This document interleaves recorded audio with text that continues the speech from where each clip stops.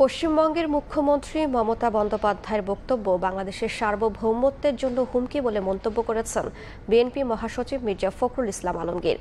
রাতে লন্ডন থেকে মুঠোফোনে গণমাধ্যমে দেয়া প্রতিক্রিয়ায় অবিলম্বে মমতাকে তার বক্তব্য প্রত্যাহারের আহ্বান জানিয়েছেন তিনি। ভারতের রাজ্য পশ্চিমবঙ্গের মুখ্যমন্ত্রীর যে উক্তি করেছেন বাংলাদেশ সম্পর্কে, সেই বিষয়ে আমি বক্তব্য না রেখে পারছি না। কারণ মমতা যে উক্তি করেছেন বাংলাদেশে শান্তি বাহিনী প্রেরণের, এটা সম্পূর্ণভাবে বাংলাদেশ স্বাধীনতা সার্বভৌমত্বের প্রতি একটি হুমকি স্বরূপ। এবং আমরা মনে করি এই বক্তব্যের মধ্য দিয়ে ভারতের নেতৃবর্গের যে দৃষ্টিভঙ্গি তা কিছুটা হলেও প্রকাশিত হয়েছে। বাংলাদেশে সাম্প্রদায়িক সম্প্রীতি ক্ষুণ্ণ হওয়ার, বিপন্ন হওয়ার যে অলীক কাহিনী ভারতের মিডিয়াগুলোতে প্রকাশিত হচ্ছে, তা কোনো মতেই গ্রহণযোগ্য নয়।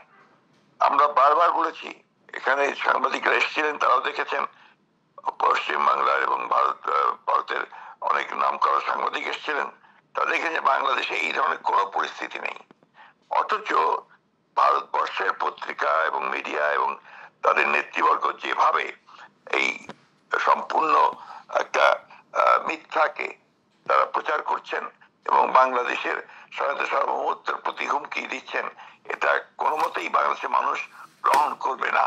বাংলাদেশের অত্যন্ত দুর্ভাগ্যজনক ভাবে যে কথাগুলো বলা হচ্ছে এবং সম্প্রতি ইসকনকে নিয়ে যে এখানে নতুন করে চক্রান্ত শুরু হয়েছে, তা বাংলাদেশের মানুষ কখনোই গ্রহণ করবে না।